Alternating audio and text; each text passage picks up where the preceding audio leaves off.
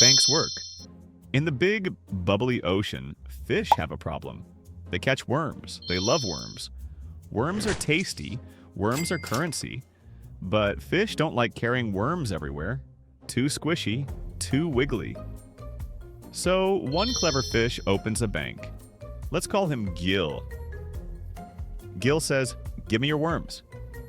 I guard them. You get seaweed slips. Seaweed equals proof of worms. Now fish go shopping.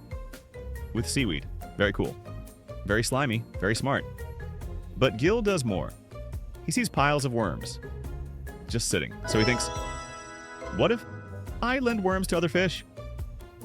Other fish say, we want boat. We want bubble car. We want deluxe coral cave. Gill says, okay, I give worm loan. You pay me back. More worms later. That more worms is interest. Worm go up. Gill happy? Borrow fish? Maybe happy. Depends. But not all fish return worms. Sometimes fish disappear. Swim away, never seen again. Gill sad. Lender fish even more sad. Where worm? Gone worm. Gill learns to be careful. He only lends some worms, not all.